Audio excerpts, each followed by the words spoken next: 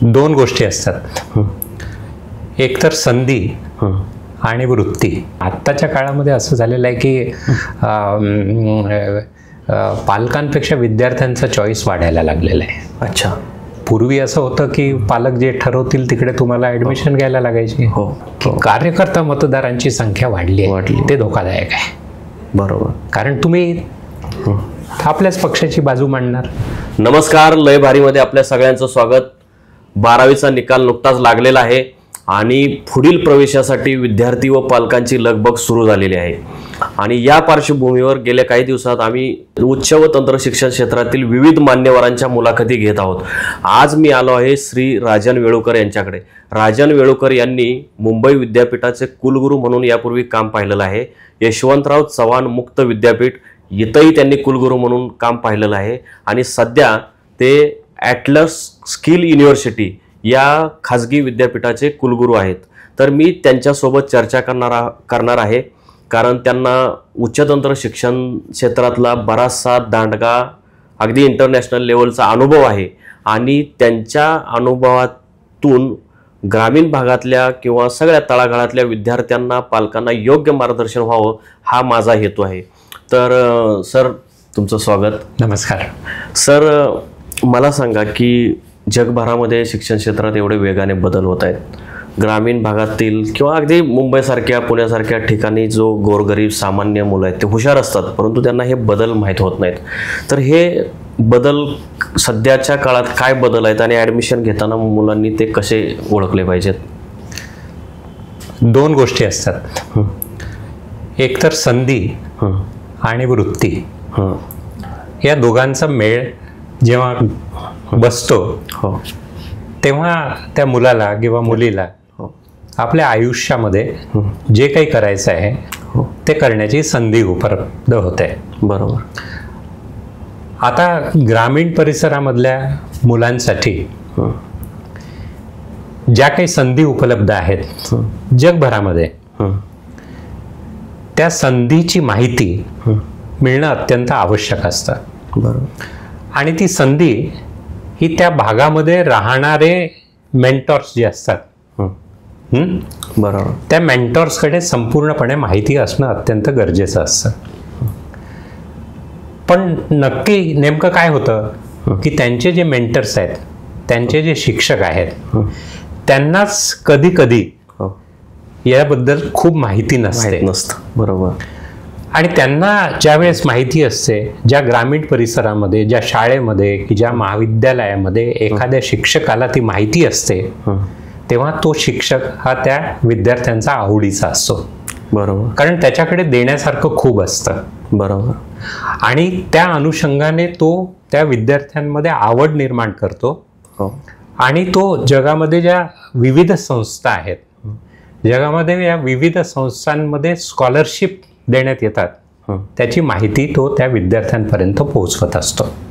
अर्थात आजच्या तंत्रज्ञानाच्या युगामध्ये विद्यार्थ्यांना मोबाईलवरच खूप माहिती उपलब्ध असते. बरोबर. पण ती खूप सारी असते. बरोबर. पण त्याला ती क्युरेट करून ती त्यापर्यंत पोहोचवायला पाहिजे. बरोबर. मग त्याला एखाद्या शिक्षण संस्थेमध्ये आपल्या आवडीचा अभ्यासक्रम किंवा शिक्षणक्रम करायचा असेल तर त्याला काय लागतं, ज्याला आपण इंग्रजीमध्ये इन्ग्रेडियंट म्हणतो. म्हणजे भाजी उत्तम करायची असेल तर त्याच्यासाठी इन्ग्रेडियंट लागतात. मसाला कोणचा वापरायला पाहिजे. तसाच शिक्षणामध्ये मला माझं करिअर करायचं असेल, बरोबर, तर मला कोणकोणता मसाला वेगवेगळे पाहिजेत. बरोबर.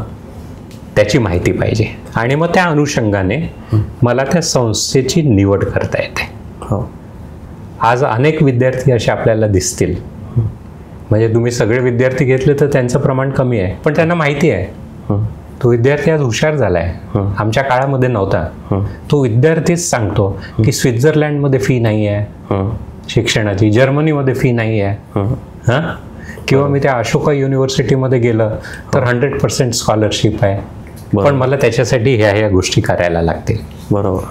आता जेव्हा आपण ग्रामीण परिसरामध्ये किंवा शहरी भागामध्ये विद्यार्थ्यांसाठी जर आपल्याला काही करायचं असेल तर आपल्याला पर्सनलाइज काउन्सिलिंग गरजेचं आहे. अच्छा. पर्सनलाइज का? कारण प्रत्येक मुलाची आवड निवड वेगळी आहे, बरोबर. त्याची क्षमता वेगळी आहे, बरोबर. त्याची ग्रास्पिंग पॉवर वेगवेगळी आहे. ती जेव्हा आपण ओळखतो आणि त्याला पर्सनलाइज मेंटरिंग करतो किंवा काउन्सिलिंग करतो, तेव्हा ती जास्त इफेक्टिव्ह असते. 100 मुलांना एकत्र सांगितलं की तुम्ही हे करा, तुम्ही 3 पोळ्या खा, असं होत नाही ना. बरोबर. प्रत्येकाची भूक वेगळी आहे, बरोबर. प्रत्येकाचं पदार्थांचं लाइकिंग वेगळं आहे. कोणाला पोळी आवडते, कोणाला भात आवडतो. साऊथमध्ये गेले तर भात खातात, नॉर्थमध्ये गेले तर पोळी खातात, बरोबर है ना. मग आता त्याप्रमाणे त्या विद्यार्थ्याची क्षमता आणि आवड ओळखण्याची अत्यंत गरज आहे. मग तो ग्रामीण परिसराचा असो किंवा शहरी भागातला असो. बरोबर.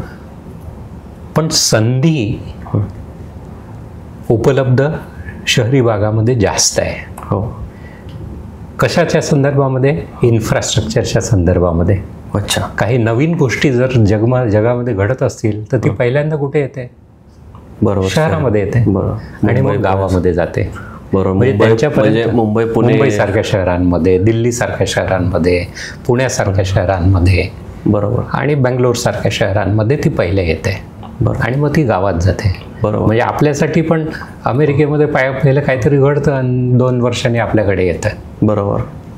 तर ते जे अंतर असतं ते कमी करण्यासाठी त्या शाळेची, व्यवस्थापनाची, शिक्षकांची, आणि मी तर असं म्हणेल की राजकीय नेते जे आहेत त्यांची पण खूप जबाबदारी आहे. बरोबर. ते कमी निभवत आहेत असं मला वाटतं. अच्छा. पण सर, राजकीय क्षेत्रातले अनेक लोक हे शिक्षण संस्था चालवतात, त्यांच्याबद्दलचा कसा अनुभव आहे? तुम्ही मुंबई विद्यापीठात होता, अनेकांची कॉलेजेस संलग्न होती विद्यापीठाची, तर त्यांच्या शिक्षण संस्था म्हणजे मी नावच घेतो की DY पाटील, भारती विद्यापीठ, तर हे महाराष्ट्रातल्या मोठ्या शिक्षण संस्था आहेत. अनेक विद्यार्थी तिथं आवडीने प्रवेश घेतात. पण याच्या पलीकडे जाऊन आणखी काही शिक्षण संस्था आहेत, जसे VJT असेल, COEP असेल, तर या अनेकांना ह्या माहीत नाहीत.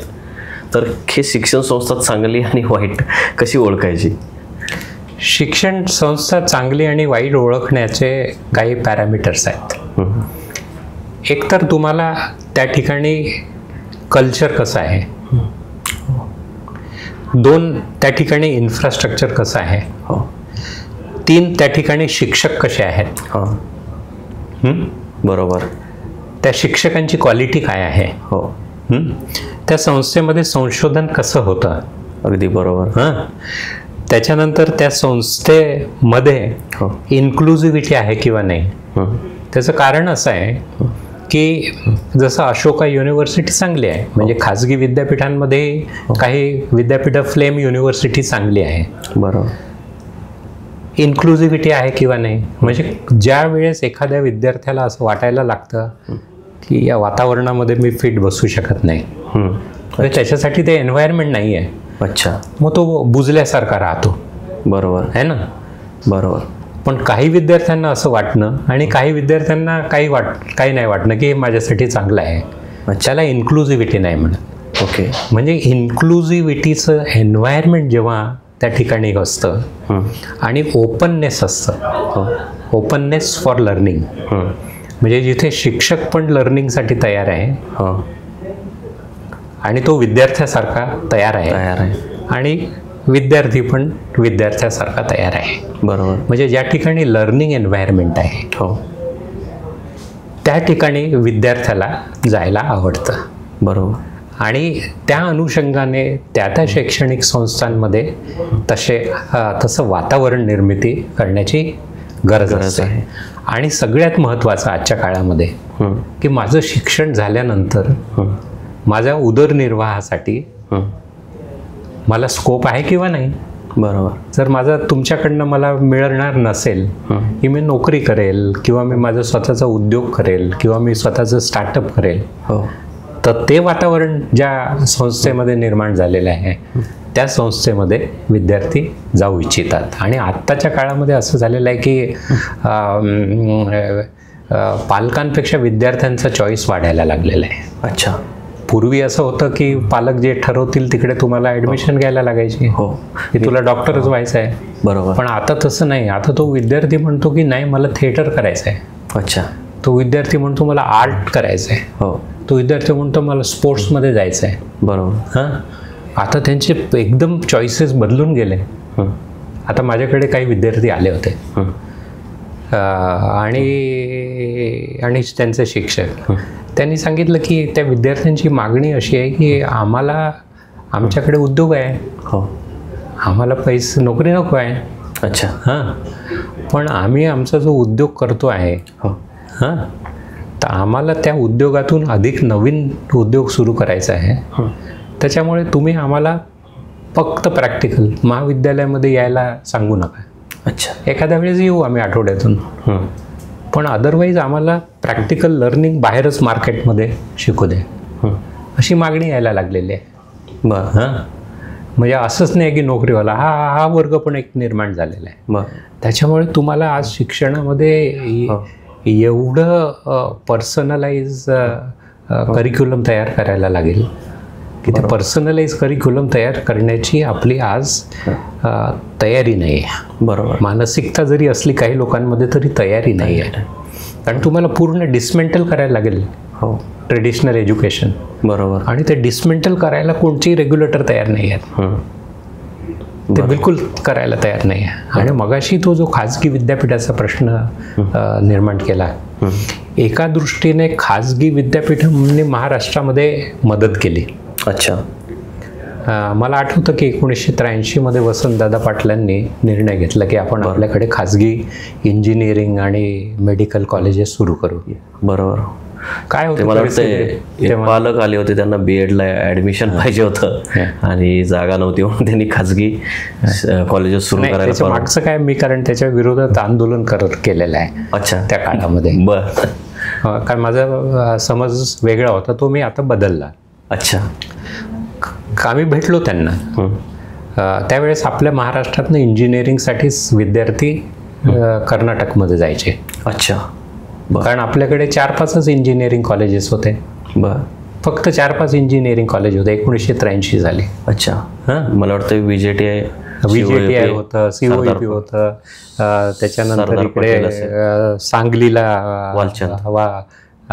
वालचंद हे होतं, पण ते एक गव्हर्नमेंटचं कॉलेज होतं. तेच वालचंद. त्याच्यानंतर अमरावतीला होतं. त्याच्यानंतर नागपूरला होता VRC. बस असे मोजके 5-6. VJTI होतं. असे 5-6 कॉलेजेस होते. हो. आता 5-6 कॉलेजेसमध्ये ॲडमिशन म्हणजे किती, 2-3 हजार लोकांना. बरोबर. पण त्याच्यानंतर काय, सगळे कर्नाटकामध्ये जायचे, कारण तिकडे प्रायव्हेट कॉलेजेस होते. अच्छा. म्हणजे कर्नाटक आपल्या पुढे होतं. कर्नाटक आपल्या पुढे होतं. इंजिनिअरिंग कॉलेजेस भरपूर होते. अच्छा. मग त्यांना असं वाटलं की आपले विद्यार्थी तिकडे का जावे, आपल्या विद्यार्थ्यांना आपण शिक्षण इथे का नाही देऊ शकत. म्हणून त्यांनी निर्णय घेतला की कर्नाटकाच्या धर्तीवर आपण महाराष्ट्रामध्ये खाजगी लोकांना इंजिनिअरिंग कॉलेजेस सुरू करायला परवानगी देऊ. हा त्यांचा मूळ हेतू. आणि त्यांनी काय झालं की भरपूर इंजिनिअरिंग कॉलेजेस झाले आणि खूप इंजिनियर झाले. आणि म्हणून 1991 नंतर जेव्हा एक बूम आलं टेक्नॉलॉजीचं, बरोबर, त्याच्यामुळे या खाजगी महाविद्यालयांमधून तयार झालेल्या विद्यार्थ्यांना खूप मोठ्या प्रमाणामध्ये नोकऱ्या मिळाल्या. बरोबर. महाराष्ट्राने हे अगोदर धोरण स्वीकारल्यामुळे तो फायदा झाला असेल इतर राज्यांच्या. आणि म्हणून आपण बघतो की खाजगी अभियांत्रिकी महाविद्यालयामधनं खूप मोठ्या प्रमाणामध्ये लोक IT इंडस्ट्रीमध्ये गेले. कम्प्युटर सायन्स त्यांना करायला लागलं. बरोबर. अर्थात हा एक फायदा झाला. पण खूप मोठ्या प्रमाणावरती गुणवत्ता या खाजगी महाविद्यालयांमध्ये झाली का? नाही. खाजगी विद्यापीठांमध्ये नाही. कारण त्यांचा हेतू काय होता की हे शिकवायचं कौशल्य आणि त्यांना नोकरी मिळवायची. बरोबर. म्हणजे आपण सर्व्हिस ओरिएंटेड झालो, त्याचा फायदा झाला. पण प्रॉडक्ट ओरिएंटेड झालो का? अच्छा. नाही. जोपर्यंत देश तुमचा प्रॉडक्ट ओरिएंटेड होत नाही तोपर्यंत तुम्ही डेव्हलप कंट्री होऊ शकत नाही. अच्छा. म्हणजे काय प्रॉडक्ट ओरिएंटेड म्हणजे तुम्ही मोबाईल तयार करत नाही ना. मोबाईल हा प्रॉडक्ट झाला. हो, आहे की नाही? बरोबर. आपण काय करतो, आपण या मोबाईल कंपनीमध्ये सर्व्हिस करतो. हो. बरोबर. पण त्यांनी रेव्हेन्यू तुम्हाला तेवढा येत नाही. हा मोबाईल आपल्या देशात बनत नाही, त्याची चिप आपल्या देशात बनत नाही. ती ज्या वेळेस बनेल त्यावेळेस आपला रेव्हेन्यू हा एवढा मोठा होणार चायनासारखा. तर तो रेव्हेन्यू आपल्याला मिळत नाही. सर्व्हिस ओरिएंटेशनसाठी आपण त्या मुलांना, मध्यमवर्गीय मुलांना किंवा गोरगरीब मुलांना नोकरी दिली. बरोबर. पण देश मोठा नाही होत त्यांनी. देश कशाने मोठा होतो की तुमचे प्रॉडक्ट बनवले तर. म्हणजे तुम्ही मोबाईल ज्या वर्षी म्हणजे इथे मोबाईलची फॅक्टरी कोणत्या तरी बाहेरच्या कंपन्याची बनवली म्हणजे तुम्ही प्रॉडक्ट ओरिएंटेड नाही झाला. मोबाईल ऍक्च्युली बनवला तर मग तुम्ही प्रॉडक्ट ओरिएंटेड देश झाला. बरोबर. आणि मग त्या अनुषंगाने तुम्हाला मोठ्या प्रमाणामध्ये उद्योग मिळेल. आणि मोबाईलला लागणाऱ्या चिप्स आणि हे सुरू झालेलं आहे. पण तेवढ्या मोठ्या प्रमाणामध्ये आपण प्रॉडक्ट ओरिएंटेड जे प्रॉडक्ट्स आपण एक्सपोर्ट करतो ते जेव्हा कमी होईल तेव्हा आपला देश डेव्हलपमेंटकडे जाईल. इम्पोर्ट म्हणायचं. इम्पोर्ट. जर आपण इम्पोर्ट करणं हे झालं, कमी झालं तर मग आपला देश त्या अनुषंगाने होईल. आणि म्हणून ते प्रॉडक्ट म्हणजे गांधीजींनी काय केलं, चरखा कशासाठी आणला, कशासाठी आणला, देशात कापड तयार करायला. बरोबर. कापड म्हणजे प्रॉडक्ट झालं की नाही. आता ते प्रॉडक्ट आपण कुठून घेत होतो, आपलं इंग्लंडकडनं घेत होता. कापड हे प्रॉडक्ट. बरोबर. अगोदर इंग्लंडकडनं तिकडून घेत होतो. त्याच्यामुळे आपला टॅक्स कुठे जात होता, इंग्लंडला जात होता. आपल्याला मिळत होता का, नाही. मग गांधीजीने म्हटलं की ते आपण एक कपड्याचं प्रॉडक्ट आपणच बनवू. मग चरखा देऊन टाकला सगळ्यांच्या हातात. बरोबर. त्याच्यामुळे त्यांचा उद्योग कमी झाला, त्यांना रेव्हेन्यू कमी मिळाला. आणि ते प्रॉडक्ट तयार झालं आणि चळवळीतलं ते प्रतीक तयार झालं.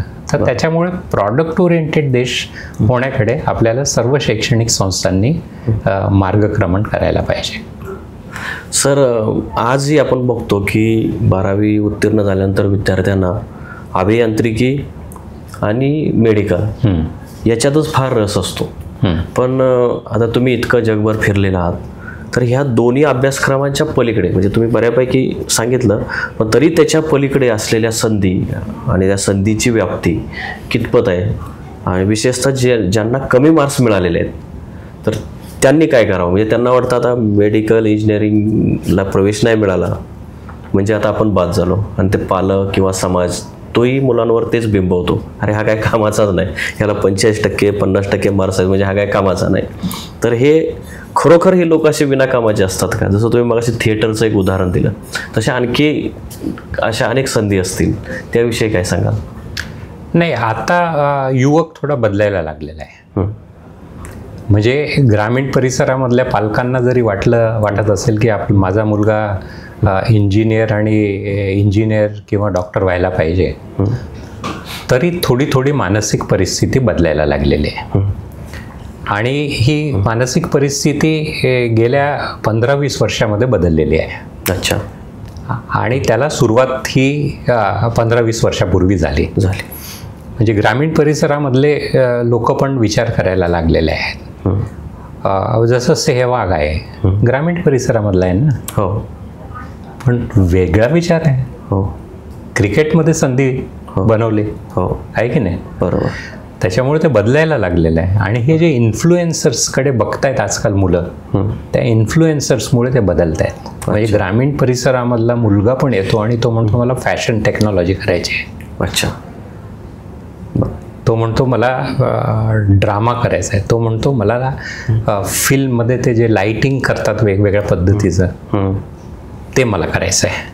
अच्छा. त्याच्यामुळे तो नवीन शिकण्याकडे, त्याचा कौशल्य शिकण्याकडे त्याचा कौल आलेला आहे. अर्थात हे जे टेक्नॉलॉजीमुळे त्यांना जी माहिती मिळायला लागलेली आहे, त्या माहितीमुळे हा बदल व्हायला लागलेला आहे. बरोबर. आणि मी तर आत्ताही, तेव्हाही असंच म्हणायचं 20-25 वर्षापूर्वी, आणि आत्ताही असं म्हणतो की पालकांनी त्यांचे विचार आपल्या मुलांवर थोपवू नये. कधीच थोपवू नये, त्याचा फायदा नाही होणार. अच्छा. त्या मुलाची आवड काय आहे ती शोधण्याचा प्रयत्न करणे आणि त्याला एम्पावर करणे. अच्छा. एम्पावर करणे म्हणजे त्याला एन्व्हायरमेंट तयार करायचं, त्याला मदत करायची, पण त्याला त्याचा निर्णय घेण्यासाठी एक वातावरण निर्मिती करायची. अच्छा. आणि जर माझ्या मनासारखे मी केलं तर मला अधिक त्याच्यामध्ये सफलता मिळते. अच्छा. कारण असं आहे की एखाद्या मुलाला सांगितलं हे आवडत नाही पण तुला करायचं आहे, तो 100% मन लावून नाही करणार. बरोबर. तो म्हणे आईबाबांनी सांगितलंय म्हणून करतो. अच्छा. पण आईबाबांनी सांगितलं की हे तुला आवडतंय हे तू कर, तर त्याची इफिशियन्सी जी आहे ती 100%पेक्षा जास्त होईल. हे खूप संशोधन झालेलं आहे जगभरामध्ये. पण आता हे मुलं बदलायला लागलेले आहेत आणि आपला स्वतःचा विचार करायला लागलेले आहेत. म्हणजे मी ग्रामीण परिसरामधली पण परिस्थिती सांगतो. आता एक मुलगा आहे, म्हणजे ग्रामीण नाही, तो मुंबईचाच आहे. तो 7वीमध्ये त्याला खूप कमी मार्क मिळाले. बरं. म्हणजे 72% मिळाले. अच्छा. 72 म्हणजे भरपूर झाले. नाही, 72 म्हणजे कमी झाले. आता 99.2% मिळणारा विद्यार्थी पण खुश नसतो किंवा त्याचे आई वडील खुश नसतात. बरोबर. हे वाईट आहे, अतिशय वाईट आहे. तर त्याच्या आईने त्याला विचारलं की अरे तू 72% मार्क मिळाले तुला, तर तू इंजिनियर आणि डॉक्टर तर होऊच शकणार नाही. अच्छा. हां. तुला जर इंजिनियर डॉक्टर व्हायचं असेल तर तू 92%पेक्षा जास्त मार्क मिळव, नाही तर तू नापास हो, असं म्हटलं. अच्छा. नापास हो. हां, म्हणजे रागाने गमतीने जे काही असेल ते. तर तुला काय हे करायचं आहे, तर त्याने सांगितलं मग नापास झालं तर मला परवडेल, 92 वगैरेसाठी मी अभ्यास नाही करत. अच्छा. त्या मुलाकडे आता 150 किंवा 300 लोक काम करतात. 21-22 वर्षाचा मुलगा आहे तो. अच्छा. हे खरं उदाहरण आहे. हे खरं उदाहरण आहे. कोविडच्या जस्ट पहिले त्यांनी हे केलं आणि 10वीपर्यंत त्याचं शिक्षण झालेलं आहे आणि 20,000 ते 25,000 मुलं त्याच्याकडे शिकतात. अच्छा. ऑनलाईन 10वीपर्यंत शिक्षण झालेलं आहे. तर नाही, व्यवसाय काय सुरू केला त्याने? Online learning. अच्छा. बर. सगळे शिकवतो. हे कॅनवा वगैरे त्यांनी कोविडमध्ये शिकवलं लोकांना. बर. अनेक महाविद्यालयातली शिक्षकांना कॅनवा माहिती नसेल. हो. तर त्यांनी त्या कोविडच्या पहिले सुरू केला आणि आता त्याच्याकडे 150 ते 300 लोक आहेत. अच्छा. कामं करतात त्याच्याकडे. तो 21-22 वर्षाचा मुलगा आहे. बर. म्हणजे काय झालं की त्यांच्यामध्ये मॅच्युरिटी आणि कॉन्फिडन्स हा माझ्या जनरेशनच्या वयाच्या खूप पहिले आला. कारण आहे मोबाईल, ईमेल, नेटवर्क जे आलेलं आहे. बरोबर आहे ना. हे याच्यामुळे त्यांच्यामध्ये मॅच्युरिटी आलेली आहे. म्हणजे हे तरुण मुलं बदलत आहेत. असं नाही आहे की त्यांना डॉक्टर इंजिनियरच बनायचं आहे. ते ठरवायला लागले आहेत मला काय आहे. बरोबर. फक्त आपल्याला काय पाहिजे की पालकांचा सपोर्ट पाहिजे. बरोबर. आणि पालकांनी घाबरायची काहीच गरज नाही. बरोबर. सगळे तरुण मुलं काही ना काहीतरी करतायत. हो. नोकरी नसेल त्याला पण तो काही उपाशी नाही आहे ना.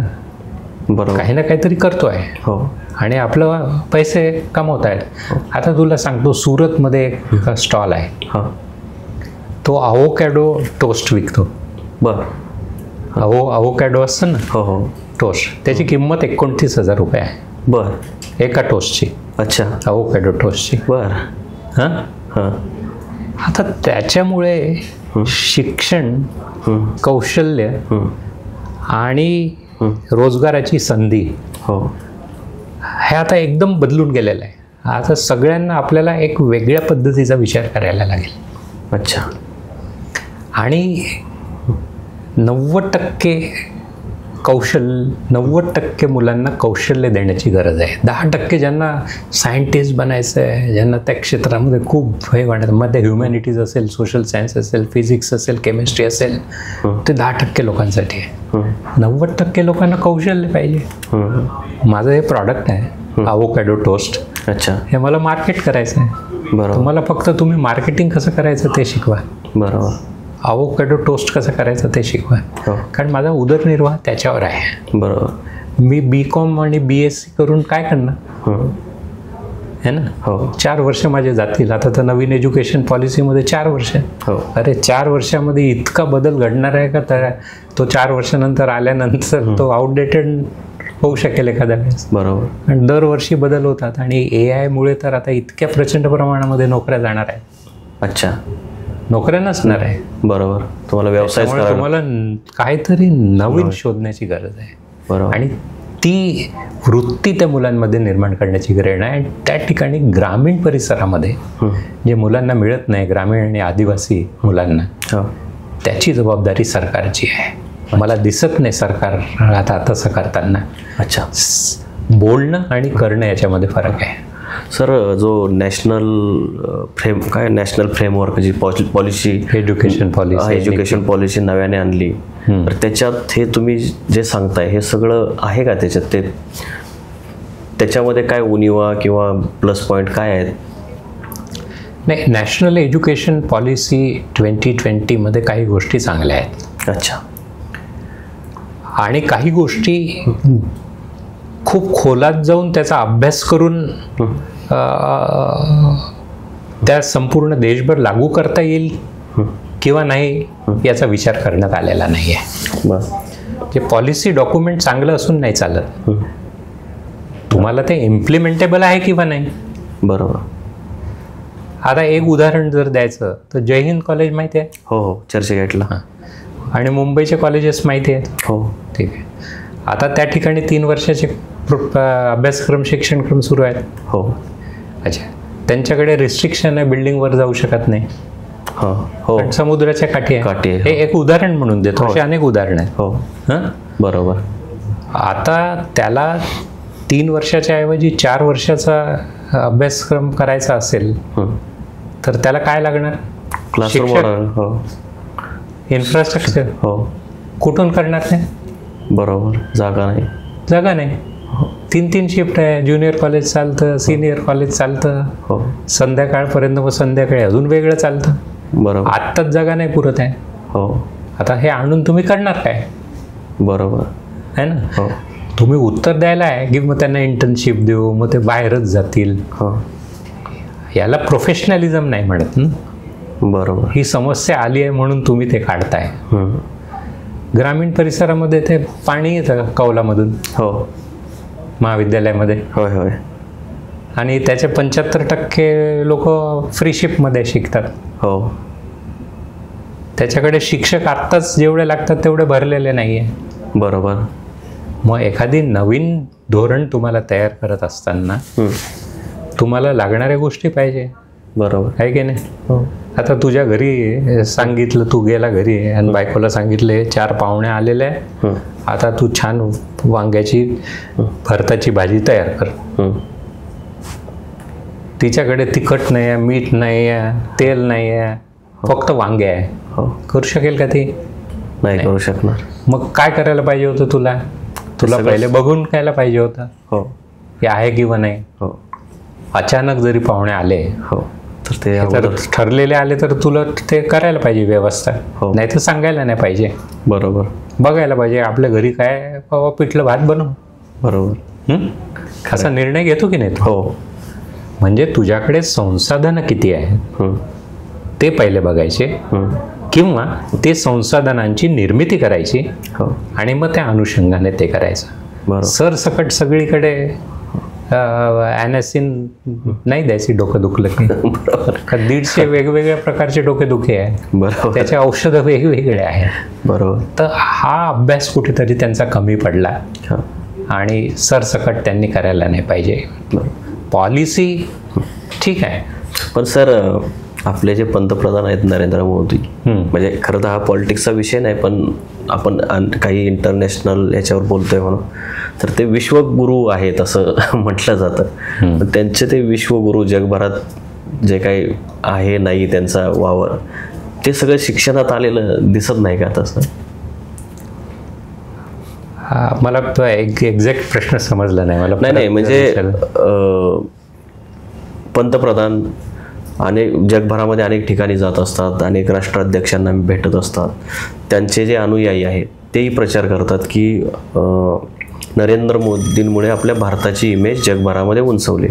आता उंचवली नाही उंचवली खरं तुमच्यासारखे तज्ज्ञ नसते सांगता येईल, परंतु जर ते खरंच उंचवली असेल तर ते शिक्षणातही तेवढे बदल झालेले आहेत का? म्हणजे मला मनमोहन सिंगांचा काळ आठवतो की त्यांनी शिक्षणात खरोखर प्रचंड कार्य केलं होतं, तसं मला तरी दिसत नाही नरेंद्र मोदींनी केलेलं आहे. तर तुमचं काय मत आहे की म्हणजे सरकार म्हणून सरकारने जी जबाबदारी घ्यायला पाहिजे ती ह्या सरकारमध्ये होते का? नाही, मला असं कळतं की एखाद्या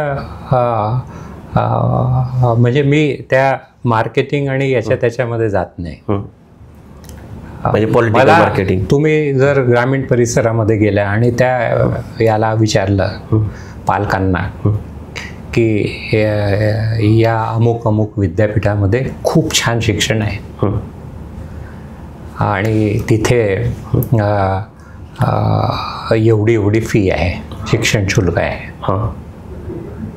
तुम्ही अफोर्ड करू शकता का? आणि त्यांनी जर नाही उत्तर दिलं तर मग तुम्ही व्यवस्था नाही केली बरोबर संविधानाप्रमाणे. बरोबर. कारण संविधान काय म्हणतं? Affirmative action, inclusion. बरोबर आहे की नाही? बरोबर. मग ते इन्क्लुजन नसेल तर मग प्रगती झाली, विकास झाला का? नाही. असा तो एक प्रश्न निर्माण होतो. बरोबर. आणि त्याच्यामुळे कोणतीही गोष्ट चा ॲनालिसिस करत असताना आपल्याला ॲनालिसिस हा आपण आपल्या स्वतःला अभिमान पाहिजे, स्वतःबद्दल स्वाभिमान पाहिजे, हे बरोबर आहे. बरोबर. पण आपणच आपल्याला मीच चांगला आहे असं म्हणण्यापेक्षा इतरांनी म्हणणं बरोबर. म्हणजे जेव्हा संपूर्ण जगभरामधल्या वृत्तपत्रांमध्ये अशी बातमी येईल की अमुक अमुक व्यक्ती अमुक अमुक स्थानावर पोचला, तर मग ते मान्य करायला हरकत नाही. बरोबर. जर तसं नसेल आणि आपणच जर म्हणत असेल तर मग त्याला अर्थ नाही. बरोबर. त्या अनुषंगाने त्या आरशामधून आपल्याला बघायला पाहिजे. आपल्याला आरसा लागतो ना स्वतःला बघायला. आणि आरसाच नसेल आणि मी म्हटलं मीच खूप छान आहे दिसायला, मीच छान आहे, चालणार नाही ना. किंवा माझ्या घरच्याच लोकांनी म्हटलं की अरे काय सुंदर आहे तुम्ही, पण आरसाच नाही ना. आरसा कशासाठी बघतो तू रोज? बरोबर. आरसा एक्सटर्नल आहे. घरचे लोक इंटरनल आहे. ते तुला चांगलं वाटावं किंवा मला चांगलं वाटावं म्हणून म्हणतील नाही नाही नाही किती छान आहे, एकदम उत्तम आणि हे आहे. त्याला अर्थ नसतो. अर्थ कशाला असतो? आरशाला. मग तो आरशामध्ये आपण बघायला तयार नाहीये. म्हणजे तुझ्या प्रश्नाचं उत्तर तेच की पंतप्रधान आरशामध्ये बघायला तयार नाहीत असं म्हणू शकतो. किंवा त्यांचे अनुयायी बघायला तयार नाहीत. बरोबर. आणि ते शिक्षण क्षेत्रात दिसतंय आपल्याला. म्हणजे बाकीचं ठीक आहे, बाकीचे वेगळे प्रॉब्लेम आहेत, पण आपण शिक्षणाच्या अनुषंगाने चर्चा करतो. शिक्षण क्षेत्रामध्ये खूप आमूलाग्र बदल होण्याची गरज आहे. म्हणजे काही खाजगी विद्यापीठं चांगलं करतायत आणि मात्र पब्लिक इन्स्टिट्यूशनकडे लक्ष नाही. पब्लिक इन्स्टिट्यूशनकडे सरकारचं लक्ष नाही. अच्छा. कोणत्याही सरकारचं, राज्य असेल किंवा केंद्र हे असेल. ज्या वेळेस शिक्षण मंत्री होण्याची ओढ लागेल त्यावेळेस आपलं शिक्षण बदलेल. आता शिक्षण हा विभाग कोणालाच नको आहे. लास्ट प्रायोरिटी शिक्षण मंत्री बनण्याचं. बरोबर. म्हणजे ज्याला काहीतरी द्यायचं आहे म्हणून त्याला ते शालेय शिक्षण किंवा उच्चतंत्र शिक्षण हे बिनकामाचं खातं म्हणून. त्यातलं शालेय शिक्षण उच्च शिक्षणापेक्षा चांगलं आहे दोघांमध्ये. पैसा जास्त आहे तिथे. तिथे पैसा जास्त आहे म्हणून इकडे पैसा नाही. अच्छा. तर त्याच्यामुळे जोपर्यंत तो वर नाही येत, जसं चीनमध्ये का बदल झाले माहिती आहे का? मला आता त्या डेप्युटी प्रीमियरचं नाव आठवत नाही. 1991 अराउंड दॅट टाईम ते शिक्षण मंत्री होते. आणि मग 95च्या दरम्यान 95-96च्या दरम्यान माझ्याकडे ते पुस्तक आहे त्यांनी दिलेलं त्यांच्या शिक्षण मंत्र्यांनी. Education of 1.3 billion people.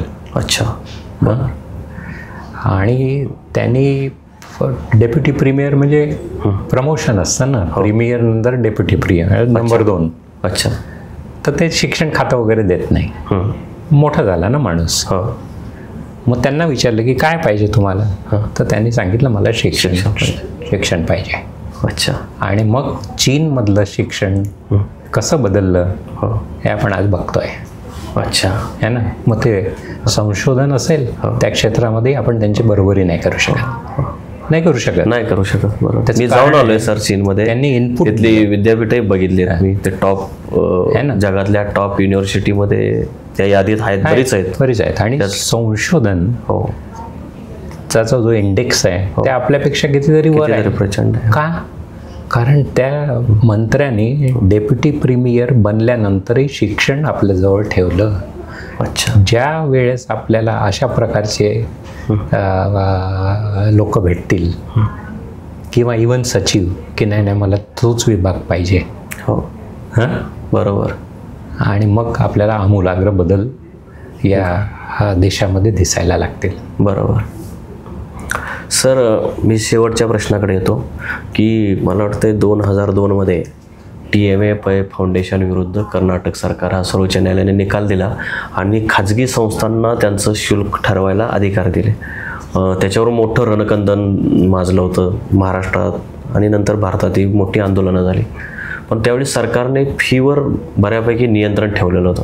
आता तसं काही नियंत्रण आहे की नाही, मुळात त्या शुल्क समिती आहेत की नाहीत हेही माहीत नाहीत. आणि शुल्क भरपूर वाढत चाललं आहे आणि सामान्य पालक विद्यार्थ्यांच्या आवाक्याबाहेर हे जात आहे.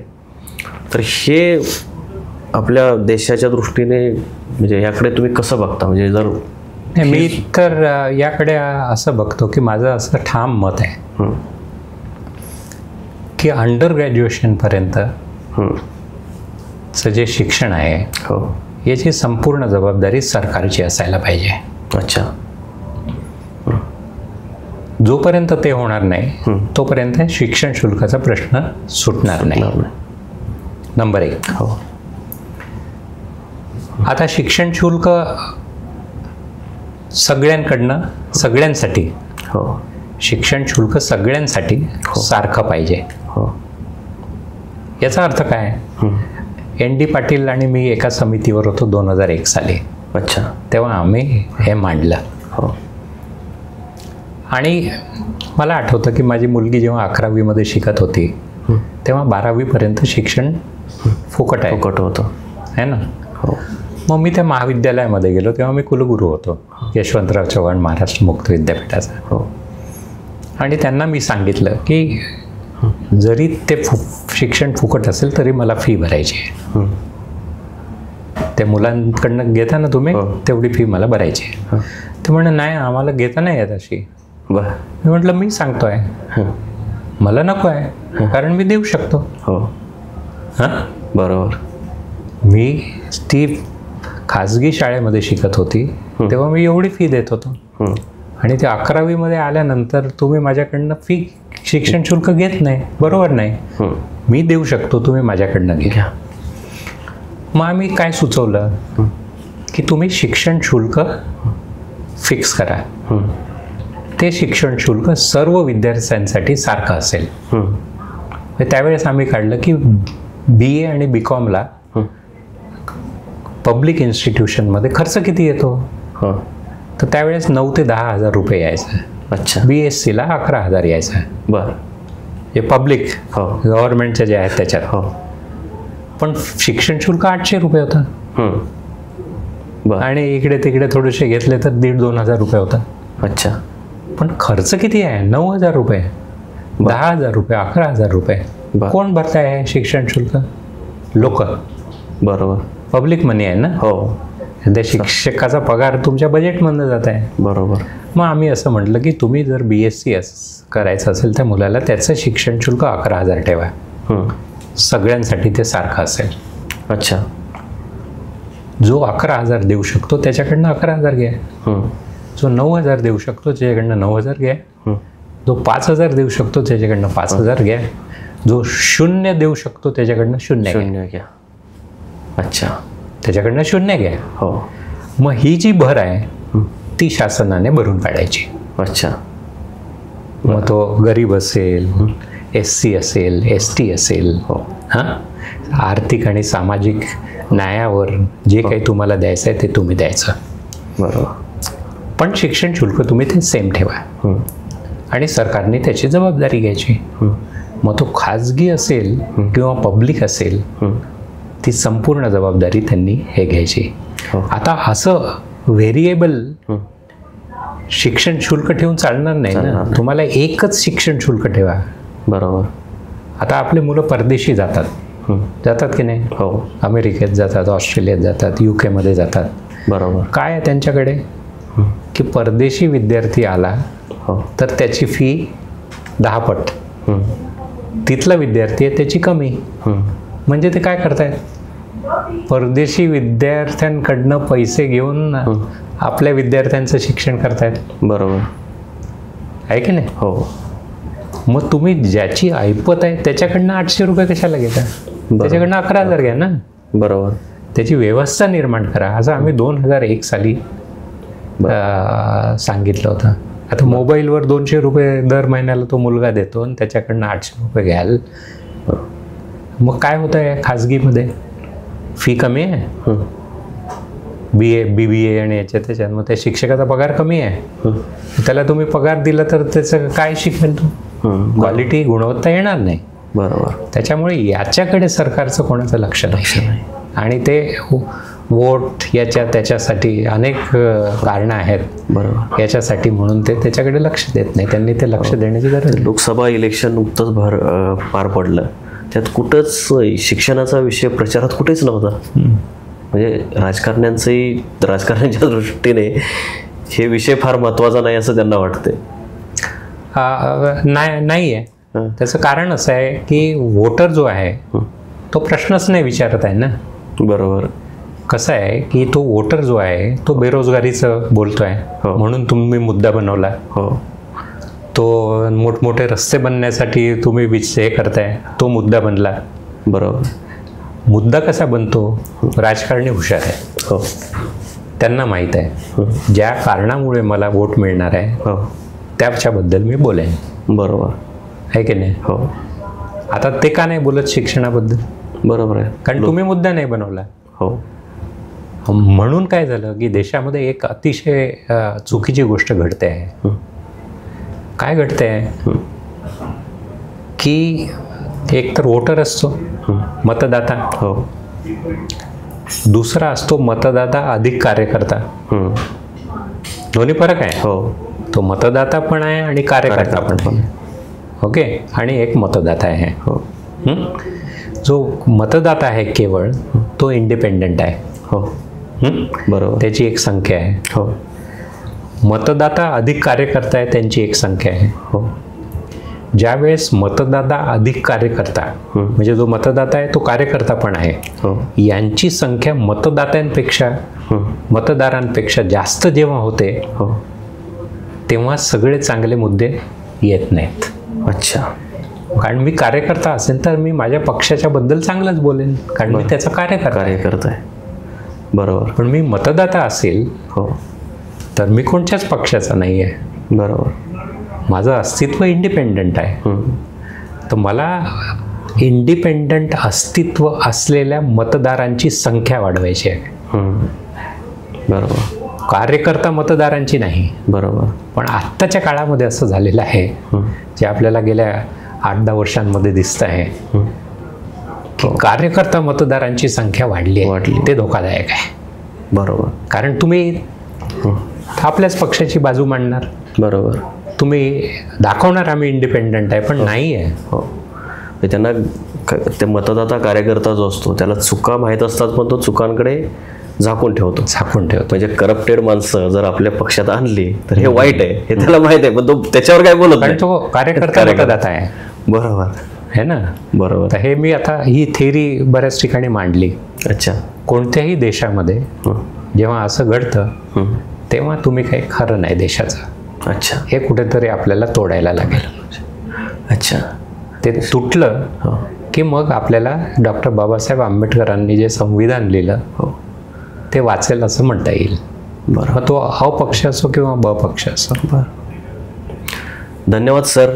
तुम्ही आमच्या लय भारी सोबत चर्चा केली, विद्यार्थी पालकांसाठी तुम्ही मार्गदर्शन केलं, पण त्याच्या पलीकडेही जाऊन आपला देश, आपले पंतप्रधान, आपले शासनकर्ते काय करतायत याकडेही तुम्ही लक्ष वेधलं. यातून विद्यार्थी पालकांना त्यांच्या शैक्षणिक मार्गदर्शन मिळेलच, परंतु देशाची प्रगती होत असताना काय चुका होत आहेत ह्याही बाबी लक्षात येतील.